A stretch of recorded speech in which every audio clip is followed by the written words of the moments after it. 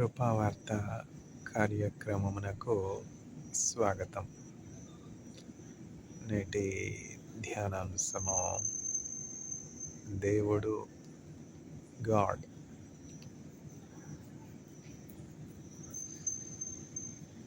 ఎలయనగా మనకు శిశువు పుట్టెను, కుమారుడు అనుగ్రహింపబడెను. ఆశ్చర్యకరుడు, ఆలోచనకర్త, నిత్యుడగు తండ్రి, బలవంతుడగు దేవుడు, సమాధానమునకు అధిపతి అని ఆయనకు పేరు పెట్టబడను. యెషయా గ్రంథము 9వ అధ్యాయము 6వ వచనం. For unto us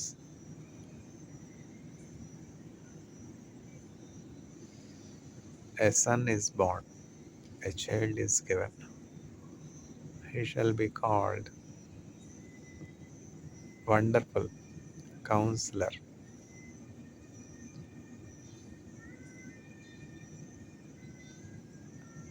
Everlasting Father, Mighty God, Prince of Peace. తరతరాలలో, యుగ యుగాలలో, జగ జగాలలో దేవుడు దేవుడు యేసే దేవుడు.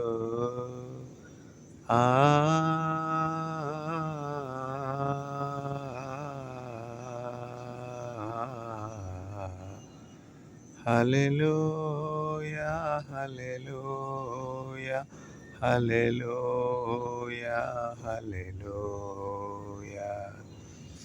భూమిని పుట్టింపక మునుపు, నరునికి రూపు లేనప్పుడు దేవుడు దేవుడు యేసే దేవుడు.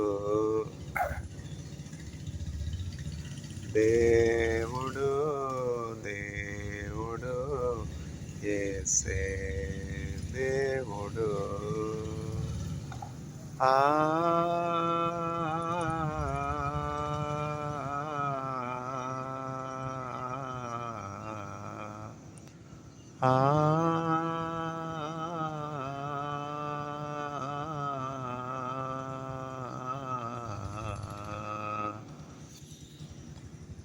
సృష్టికి శిల్పకారుడు,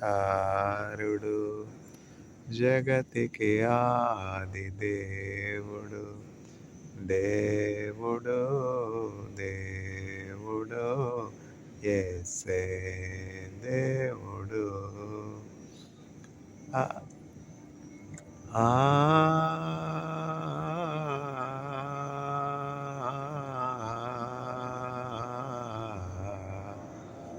హల్లెలూయా హల్లెలూయా హల్లెలూయా హల్లెలూయా.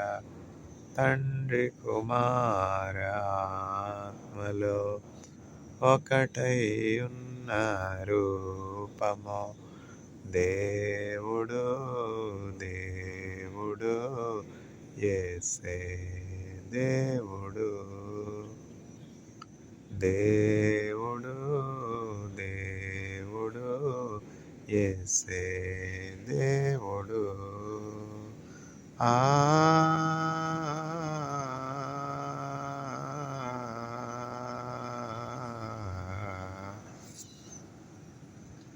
హల్లెలూయా హల్లెలూయా హల్లెలూయా హల్లెలూయా.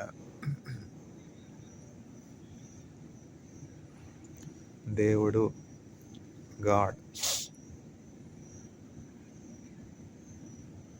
ఎలాగనగా మనకు శిశువు పుట్టెను, మనకు కుమారుడు అనుగ్రహింపబడెను.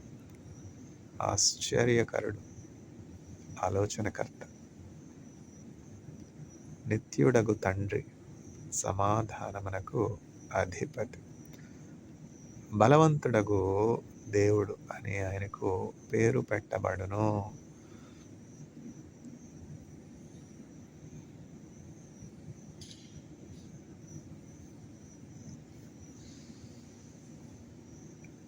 Unto us a child is given, a son is born. He shall be called Wonderful, Counselor, Everlasting Father, Mighty God, Prince of Peace.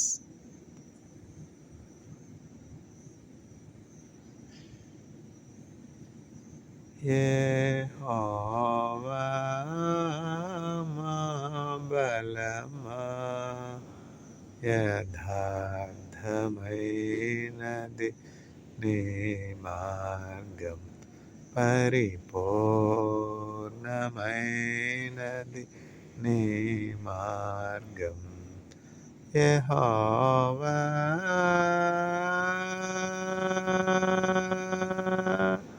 దయగల వారిపై దయ చూపించును, కఠినుల ఎడల వికటము చూపును. గర్విష్ఠుల యొక్క గర్వమునణచును, సర్వము నెరిగిన సర్వాధికారి, సర్వము నెరిగిన సర్వాధికారి. యెహోవా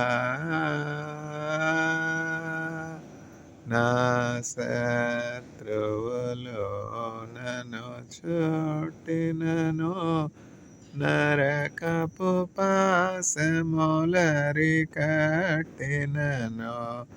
నా శత్రువులు నన్ను చుట్టినను, నరకపు పాశములరి కట్టినను. వరద వలె భక్తిహీనులు పొర్లిన, వరద వలె భక్తిహీనులు పొర్లిన. విడువక మమ్ము ఎడబాయని దేవా, విడువక మమ్ము ఎడబాయని దేవా. యెహోవా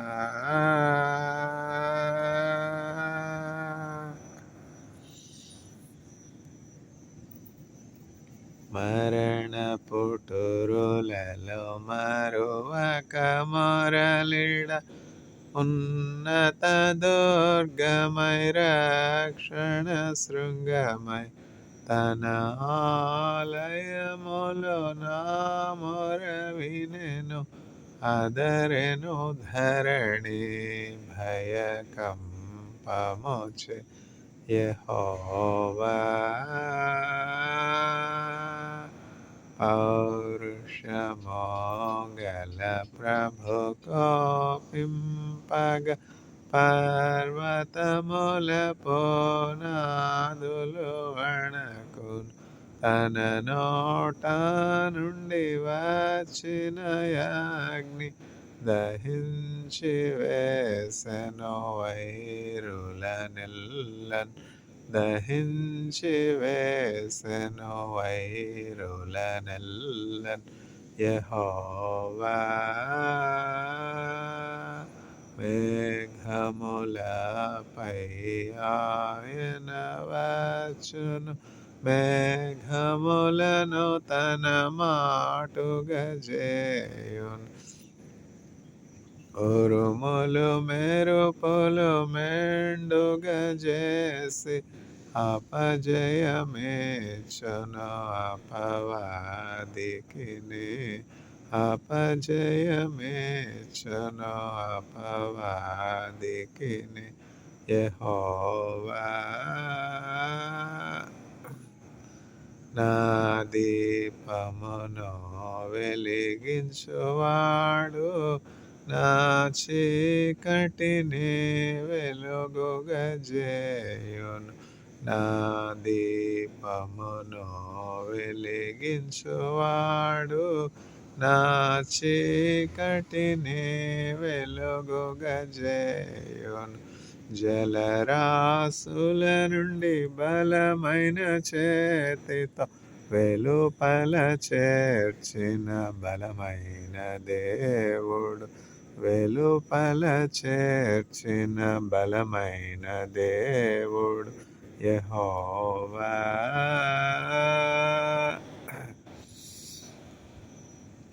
నా దీపమును వెలిగించువాడు నా చీకటిని వెలుగుగజేయును. జలరాశుల నుండి బలమైన చేతితో వెలుపల చేర్చిన బలమైన దేవుడు యెహోవా. నా కాళ్ళను లేడి కాళ్ళుగా చేసి ఎత్తైన స్థలముల శక్తితో నిలపి రక్షణ కేడమున కందించి అక్షయముగ తన పక్షము చేర్చిన, అక్షయముగ తన పక్షము చేర్చిన యెహోవా. యెహోవా జీవము గల దేవా, బహుగా స్తుతులకు అర్హుడ నీవు. అన్యజనులలో ధన్యత చూపుచు హల్లెలూయా స్తుతి గానము చేసెద, హల్లెలూయా స్తుతి గానము చేసెద యెహోవా. ఎంత చక్కని కీర్తన! ఈ పాట కీర్తనల గ్రంథం 18వ అధ్యాయం ఆధారితం. కీర్తనల గ్రంథం 18వ అధ్యాయం ఎవరు రాశారు? దావీదు సుఖంగా, సౌఖ్యంగా, క్షేమంగా ఉన్నప్పుడు రాశాడా ఇవన్నీ? దావీదుకు దేవుడు తోడై ఉండలేదా? దావీదు దేవుని హృదయానుసారుడైనటువంటి మనుష్యుడు కాడా? దావీదు ఇజ్రాయెల్ దేశంపై రాజుగా లేడా? అయినా ఎన్ని కష్టాలు! ప్రతిరోజు యుద్ధమే కదా, ప్రతిరోజు పోరాటమే కదా. உலகத்தில் உங்களுக்கு உபத்திரவம் உண்டு, ஆனாலும் திடங்கொண்டுங்கள், நான் உலகத்தின் ஜெயித்தேன். మన పితరులు కష్టపడలేదా? ఎన్ని కష్టాలు! ఈ లోకంలో కష్టాలు ఉండకుండా ఉంటాయా? కడగండ్లు ఉండకుండా ఉంటాయా? కష్టాలు ఉండవు, కన్నీరు ఉండదు, బాధ ఉండదు, ఆకలి ఉండదు, దప్పిక ఉండదు, శ్రమ ఉండదు, ప్రయాసం ఉండదు అని దేవుడు చెప్పాడా? లేదు కదా. ఈ కష్టాల్లో, శ్రమల్లో అన్నింటిలో కూడా ఎప్పుడైతే యేసుక్రీస్తు ప్రభు దేవుడు మనకు తోడై ఉంటారో అప్పుడు మనకి ఏంటంటే శాంతి ఉంటుంది, సమాధానం ఉంటుంది, భయం ఉండదు. ఎన్ని ఇబ్బందులు వచ్చినా, ఎన్ని శోధనలు వచ్చినా దేవుడు నాకు తోడై ఉన్నాడు, దేవుడు నన్ను విడిపిస్తాడు అన్న నిరీక్షణ, హోప్ ఉంటుందన్నమాట. అందుకని దేవుని మీద భక్తి అవసరం, దేవుని మీద భయం అవసరం. భారతీయులందరూ కూడా చాలా భయభక్తులు కలిగినటువంటి వారు, దేవుని మీద భయభక్తులు కలిగినటువంటి వారు. ట్రెడిషనల్గా ఇంట్లో పెద్దవాళ్ళు ఉన్నప్పుడు పిల్లలకి దేవుని యందు భయభక్తులు నేర్పుతారు. ఇప్పుడు అమెరికా దేశం మనం చూసినట్లయితే చాలామంది అథిస్టులుగా ఉన్నారు. అంటే అదొక మతం అనుకోండి, దేవుడు లేడు అంటాం, అదొక మతం, ఎథిస్ట్స్. దేవుడు లేడు అనేటువంటి వారందరూ కూడా ఎట్లా ఉన్నారంటే వారికి ఇష్టానుసారమైనటువంటి జీవితం జీవించేవారిగా ఉన్నారు. దేవుడు లేడు. ఇప్పుడు పోలీసు లేరు, పోలీస్ ఆఫీసర్స్ లేరు, జడ్జెస్ లేరు, తర్వాత కోర్ట్స్ లేవు. అప్పుడు ఎంత లాలెస్నెస్ ఉంటుంది చెప్పండి. ప్రారంభంలో పోలీసులు, కోర్టులు, లాలు ఇవేం లేవుగా.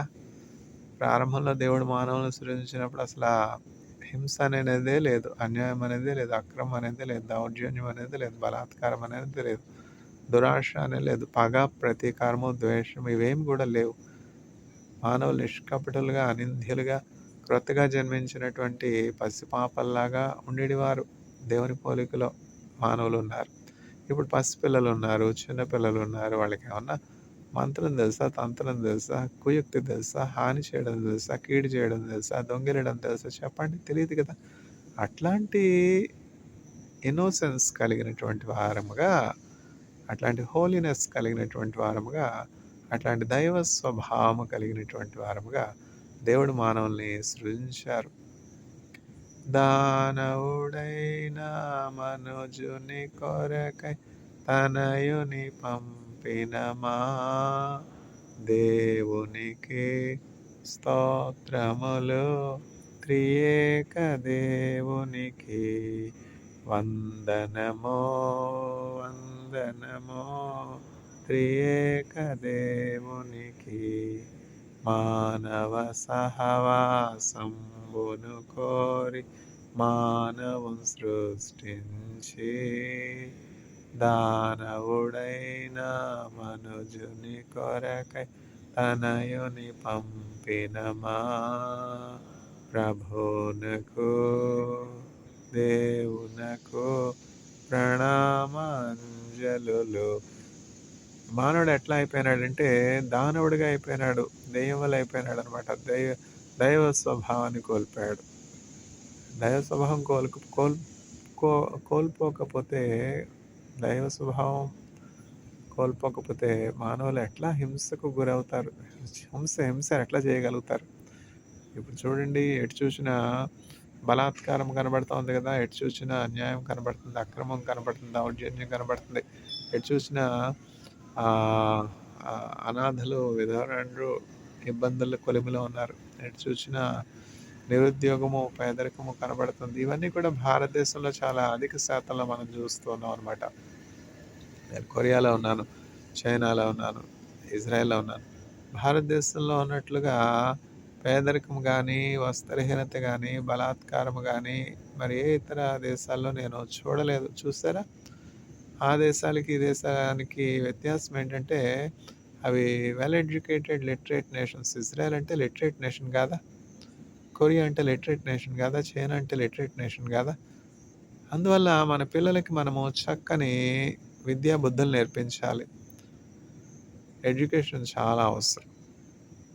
ఎడ్యుకేషన్ చాలా అవసరం. స్వార్థ క్రమం మానవులు జీవించవలసినటువంటి మార్గాన్ని మానవులకి బోధిస్తూ ఉంటుందన్నమాట. ఎప్పుడైతే ఆ స్వార్థను మానవులు వింటారో, దేవుని వాక్యాన్ని వింటారో, ఇథిక్స్ అంటాం కదా, ఒక చక్కని పునాది మీద వాళ్ళ జీవితాలు కట్టబడతాయి. ఇప్పుడు చూడండి, ఒక వ్యక్తి అందరూ ఇల్లు కట్టుకోవాలని ఆశపడరా? తలదాచుకోవడానికి గూడు కావాలి కదా. పక్షులు కూడా ఆశపడతాయి. మానవులే కాదు, పక్షులు కూడా ఆశపడతాయి. నక్కలకు బరియలున్నవి, ఆకాశ పక్షులకు గూళ్ళున్నవి, మనుష్య కుమారుడు తలవాల్చుటకు చోటైనా లేదు. చూసారా? యేసుక్రీస్తు ప్రభువు దేవుడై ఉన్నాడు, సృష్టి అంతటికి కూడా అధికారి అయి ఉన్నాడు. అయితే ఆయన ఈ లోకానికి వచ్చినప్పుడు ఆయన పరిస్థితి ఎట్లా ఉందో చూసారా? ఆయన కోసం ఆయన ఏమి కూడా దాచుకోవాలి. అయితే ఈ లోకరీతి ఎట్లా ఉంది చెప్పండి? నేను, నాకు, నా కోసం, అంతే కదా. నాకేముంది, నాకేం దాచుకున్నాను, నా కొరకు ఏం కూడబెట్టుకున్నాను, నేను నా అంతే. అట్లాంటి స్వార్థ బుద్ధి ఉండకూడదు. చిన్నపిల్లలు తమ కోసం తాము ఏమైనా యోచిస్తారో చెప్పండి? అది దైవ స్వభావం. ఆయన కోసం ఆయన ఏమి కూడా యేసుక్రీస్తు ప్రభు దాచుకోలేదు. యేసుక్రీస్తు ప్రభు ఎంతో వైవిధ్యమైనటువంటి, భిన్నమైనటువంటి జీవితం జీవించారు. ఆయన ఏం జీవించారో అది బోధించారు, ఆయన ఏం బోధించారో అది జీవించారు. అందుకే ఆయన ఈ లోకాన్ని విడిచిపెట్టడం అంటే ఏంటంటే, ఆయన ఇప్పుడు, నిన్న, నిరంతరం ఒకే రీతిగా ఉన్నాడు. ఆయన నిన్న, నేడు, నిరంతరం ఏకరీతిగా ఉన్నాడు. లోకాన్ని విడిచిపెట్టడం అంటే భౌతికంగా సిలువలో ప్రాణాన్ని అర్పించి సమాధి చేయబడి ఆయన పునరుద్ధానుడై, ఆ పునరుద్ధానమైనటువంటి అంటే మరణాన్ని జయించినటువంటి దేహంతో పరలోకానికి వెళ్ళారు. ఇప్పుడు మెల్కీసెదెకు క్రమమునకు చెందినటువంటి యాజకునిగా, అంటే యాజకుడు అంటే ఏమిటంటే ప్రీస్ట్, రాయల్ ప్రీస్ట్‌హుడ్ యేసుక్రీస్తు ప్రభు చేస్తున్నారు. ఒక పాస్టర్ గారు ఏం చెప్పారంటే, praying friends are the best friends అని. చూసారా? మనకి నిజమైనటువంటి స్నేహితులు ఎవరు? ఆప్తులైనటువంటి స్నేహితులు ఎవరు? సన్నిహితులైనటువంటి స్నేహితులు ఎవరు? అంటే నిజంగా మన కోసం ఎవరు ప్రార్థన చేస్తారో వారే మనకి నిజమైనటువంటి స్నేహితులు. ప్రార్థన ఎందుకు కావాలి ప్రార్థన? పట్టెడు మెతుకులు పెడుతుందా? నా భారాన్ని తీరుస్తుందా ప్రార్థన? ఒక స్నేహితుడు నన్ను ఇట్లా అడిగాడు, బ్రదర్, ప్రార్థించే పెదవులు గొప్పవా, సహాయం చేసే చేతులు గొప్పవా చెప్పండి? అప్పుడు నేను చెప్పాననమాట, నాయనా, ప్రార్థించే పెదవులు కలిగినటువంటి వారే సహాయం చేసే చేతులు కూడా కలిగి ఉంటారు నాయన. ప్రార్థన చేసే పెదవులు లేనటువంటి వారికి సహాయం చేయడానికి చేతులు ఎట్లా వస్తాయి? ప్రార్థన చేయనటువంటి పెదవులు స్వార్థంతో కూడినటువంటి జీవితాలు జీవిస్తారు. వాళ్ళ కోసం వాళ్ళు జీవిస్తారు కానీ పరుల క్షేమం కోసం, మేలు కోసం త్యాగంతో వారు చేయి చాచరు నాయన. అందువల్ల ఈ ప్రార్థించే పెదవులు, సహాయం చేసే చేతులు వేరు వేరు మనుషులు కలిగి ఉంటారు అనేది కేవలం అపోహ. ఎవరైతే ప్రార్థన చేస్తారో వాళ్ళే సహాయం చేసే చేతులు కూడా కలిగి ఉంటారనమాట. అందువల్ల ప్రాముఖ్యమైనది ఏమిటి అంటే ప్రార్థన. అన్నిటికంటే ప్రార్థనే మిన్న అన్న బైబుల్ మాట ఎప్పుడు కూడా జ్ఞాపకం పెట్టుకోవాలన్నమాట. అన్నింటికంటే ఏంటంటే ప్రార్థన.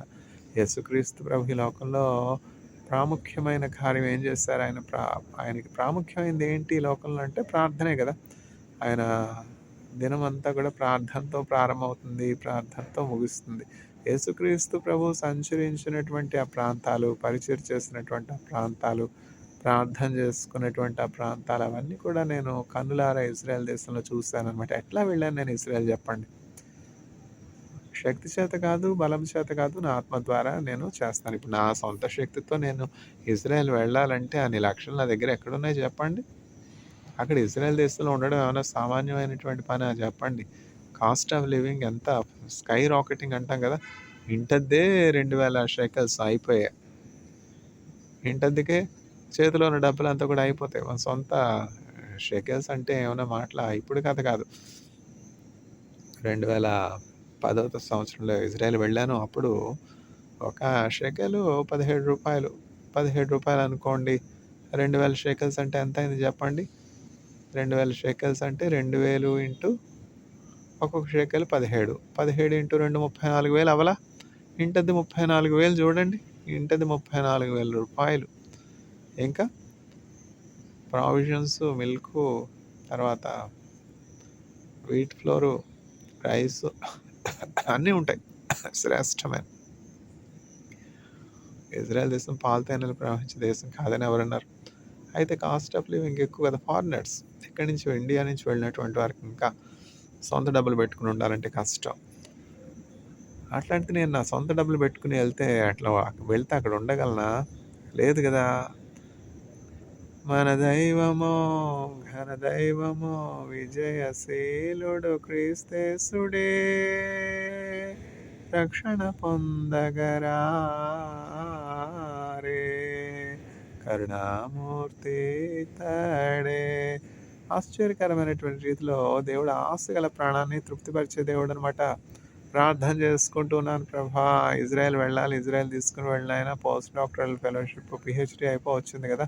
పోస్ట్ డాక్టరల్ రీసెర్చ్ ఇజ్రాయెల్ తీసుకుని వెళ్ళిన ఇజ్రాయెల్లో PDF చేయాలి. ఆశ కలిగిన ప్రాణాన్ని దేవుడు తృప్తిపరిచేవాడు. అక్కడ నాకు తెలిసింది ఎవరో అహరోన్ గడంకన్ గారు అని ఒక కెమిస్ట్. ఆయనకు లెటర్ రాశాను, సార్ మీ ల్యాబ్లో నాకు పోస్ట్ డాక్టరల్ రీసెర్చ్ చేసే అవకాశం ఇవ్వండి. ఇట్లా మా సీనియర్స్కి మీరు అవకాశం ఇచ్చారు, వారి ద్వారా మిమ్మల్ని గురించి విన్నాను, మీ ల్యాబ్లో పనిచేయాలని ఇష్టపడుతున్నాను. Permission granted. ఎస్తేర్, నీ విన్నపం ఏమిటి? రాజ్యంలో సగమైనను నేను నీకు ఇచ్చేదను. నీ విన్నపం ఏమిటి? చూసారా, ఆ రాజు హృదయము అట్లా తెరవబడిందంటే దానికి కారణం ఏంటి? ఎస్తేర్ ప్రార్థన చేయలేదా? ఉపవాసం అండి, 3 దినాలు ఉపవాసం అండి ప్రార్థన చేసింది. అప్పుడు దేవుడు రాజు హృదయంలో ఎస్తేర్ పట్ల దయ, జాలి, కనికరము పుట్టించాడు. The heart of king is like streams of water in the hearts of king. రాజులు, అధికారులు ఉన్నారు కదా! వీళ్ళందరి హృదయాలు కూడా దేవుని చేతిలో ఉన్నవి. అందువల్ల ప్రార్థన చాలా ప్రాముఖ్యమైనదనమాట. ప్రార్థన అంటే దేవునితో సంభాషణ, దేవునితో సహవాసం. ఇప్పుడు వైర్‌లెస్ నెట్‌వర్క్ వచ్చేసాయి. పూర్వం నుంచి ఇప్పుడంటే వైర్‌లెస్ నెట్‌వర్క్ ఇవి వచ్చి మనం మాట్లాడుకుంటున్నాం గానీ, పూర్వం దేవునితో మాట్లాడుకొనడం, ప్రార్థన అంటే ఎంతో ఆశ్చర్యకరంగా ఉండేది. చూసారా? పూర్వం అంతా కూడా దేవునితో సంభాషణ ఎట్లా ఉంటుంది? వైర్‌లెస్ కమ్యూనికేషనే కదా! Higher levels of communication.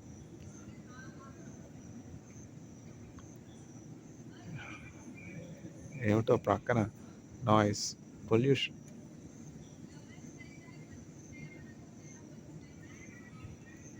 Wireless communications. యేసుక్రీస్తు ప్రభువారు గెత్సేమనే వనంలో ప్రార్థన చేసేవారు. ఒలీవల కొండపై ప్రార్థన చేసేవారు. ఆ ఒలీవల కొండకు నేను వెళ్ళాను. ఆ ఒలీవల కొండ, తర్వాత గొల్గొతా 2 కూడా ఆపోజిట్ ప్లేసెస్ అనమాట. మధ్యలో ఉంటుంది. ఏమిటది? అల్ అక్సా మాస్క్. సొలొమోను కట్టినటువంటి ఆలయం ఇప్పుడు శిథిలమైపోయినటువంటి ఆ ప్రాంగణం. ఒకవైపు ఒలివ్ మౌంట్స్, ఒకవైపు గొల్గొతా. ఆ ఒలివ్ మౌంట్స్లో యేసుక్రీస్తు ప్రభువుని పట్టుకుని తర్వాత వయా డొలరస్ దగ్గరికి తీసుకొస్తారు. అక్కడ పిలాతు న్యాయపీఠం ఉంటుంది. ఆ పిలాతు న్యాయపీఠం ఎదుట యేసుక్రీస్తు ప్రభువుని దోషిగా నిలవబెట్టి 1-40 కొరడా దెబ్బలు కొట్టి, తర్వాత ఆయన ముఖం మీద ఉమ్మి వేసి, చెంపలు పెరికి వేసి, వస్త్రహీనునిగా చేసి, అపహసించి, ముళ్ళ కిరీటం పెట్టి, ఎంతో అవమానం చేసి, మానవులందరి యొక్క దోషము ఆయన మీద మోపి, నిర్దోషి అయినటువంటి ఆయన మన కొరకు దోషిగా మార్చబడ్డాడు. అప్పుడు కొరడ దెబ్బలు కొట్టి, ముళ్ళ కిరీటం పెట్టి, శిలువ ఆయన భుజం మీద పెట్టి, గవిని వెలుపలకి ఆయన తీసుకుని వెళ్ళబడ్డాడు. గవిని వెలుపల అంటే ప్రాకారం గల పురము. 12 గుమ్మములు ఉంటాయి. యెరూషలేముకు ఎన్ని గుమ్మాలు ఉంటాయి? 12 గుమ్మాలు ఉంటాయి కదా! 12 గుమ్మములకు వెలుపట గొల్గొతా అనే ప్రాంతంలోనికి యేసుక్రీస్తు ప్రభువుని తీసుకుని వెళ్ళినారు. వయా డొలరస్ మార్గంలో యేసుక్రీస్తు ప్రభు శిలువ మోసుకుంటూ వెళ్తారు. కల్వరిలో ఆయన శిలువ వేస్తారు. ఇవన్నీ కూడా నేను చూశాను కదా! ఆశ్చర్యకరంగా ఆశగల ప్రాణాన్ని దేవుడు తృప్తిపరిచేది. యెషయా గ్రంథంలో ఇవన్నీ కూడా ఉన్నాయి. ఎలయనగా మనకు శిశువు పుట్టెను,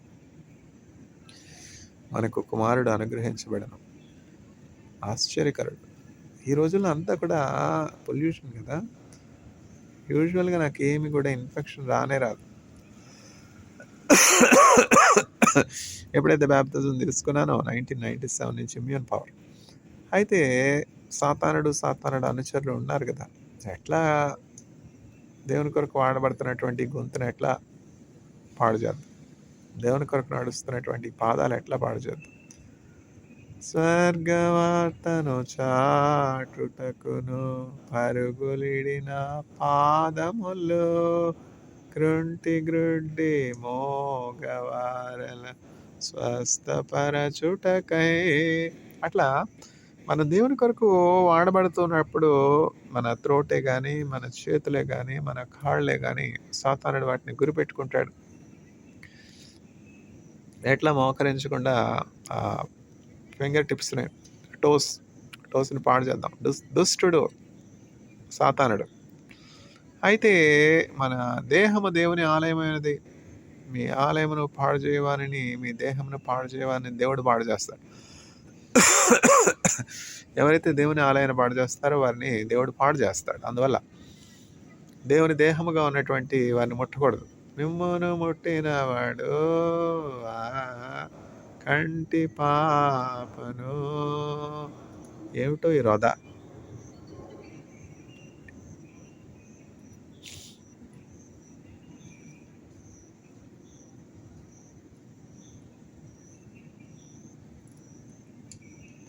ఎక్కడున్నావు? మిమ్మును ముట్టినవాడు కంటి పాపను ముట్టెనని సెలవిచ్చిన దేవుడు కాచెను గత కాలం. మిమ్మల్ని ఎవరైనా ముడితే వాడు నా కనుపాపను ముట్టినటువంటి వారితో సమానం. దేవుని కనుపాపను ఎవరైనా ముట్టగలరా చెప్పండి? దేవుని సేవకులను ముట్టినటువంటి వారిని దేవుడు విడిచిపెడతాడా?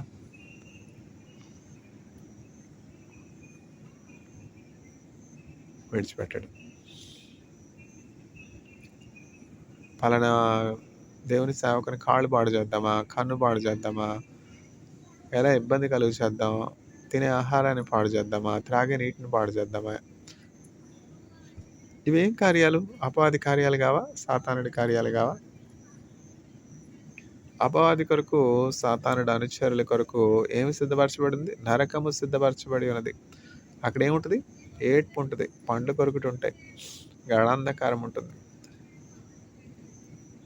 నరకము వాస్తవం, పరలోకం వాస్తవం. దేహంలో మనం ఉన్నంత వరకు మన ఆత్మ బంధించబడి ఉన్నది ఈ గుడారంలో. అందువల్ల వెలుపటి విషయాలు అంటే శాశ్వతమైనవి, స్థిరమైనవి, అదృశ్యమైనటువంటి విషయాలు ఏమి కూడా మనకు కనపడవు, అగోచరం. ఎప్పుడైతే ఈ దేహంలో నుంచి ఆత్మ వేరైపోతుందో, అంటే మరణానంతరం, ఏమిటో ఈ రోద అంత లౌడ్ స్పీకర్లు పెట్టుకుని ఎందుకు పక్కన ఉన్నటువంటి వాళ్ళకి ఇబ్బంది కలిగేస్తారో తెలియదు. సైన్స్ టెక్నాలజీ పెరిగిపోయింది, దాన్ని ఎట్లా ఉపయోగించుకోవాలో తెలియదు. బుద్ధిహీనులు, పశుప్రాయాలు, మూఢులు, మూర్ఖులు, పక్కన వాళ్ళకి ఎట్లా ఇబ్బంది కలిగేద్దామని భ్రష్టులు. ఎవరు? విద్య లేని పామర్లే వీరు, చదువుకున్న వాళ్ళే. ఏమిటా లౌడ్ స్పీకర్లు పెట్టుకుని పక్కన ఎవరన్నా ఉంటే ఫోన్ కూడా మాట్లాడను నేను, పక్కన వాళ్ళకి ఎందుకు ఇబ్బంది అవుతుంది. స్పీకర్ ఆన్ చేయడం, ఫోన్ కాన్వర్సేషను 1 నిమిషం కాదు, 2 నిమిషాలు కాదు, అవర్స్ టుగెదర్ కాన్వర్సేషన్. వీళ్ళకి టైం ఎక్కడ ఉంటుందో తెలియదు అసలు. వీళ్ళకి ఏం పనులు ఉండవా? సిగ్గుమాలిన జనులారా, సమయము పొట్టువలే గతించి పోవచ్చున్నది. Time is flying like dust chaff.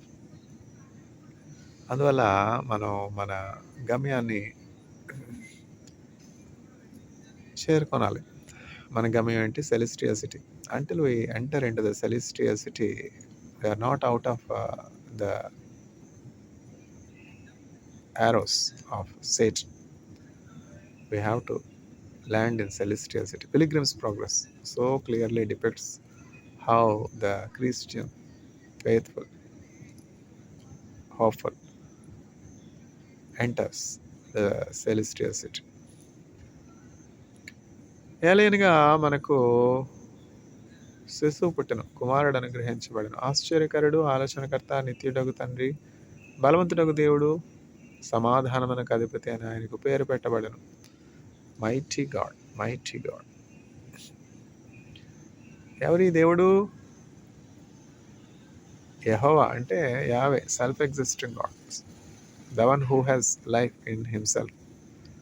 I'm the life అని ఎవరు చెప్పారు? యేసుక్రీస్తు ప్రభు. Jesus is the source of life. Those who have Jesus, they have life. Those who have Jesus, they have forgiveness of sins. Those who have Jesus, they have eternal security. This is the gospel. May the Lord grant grace to all the audience to have faith in Jesus Christ and receive eternal life and be delivered from the powers of darkness and the powers of hell. Amen.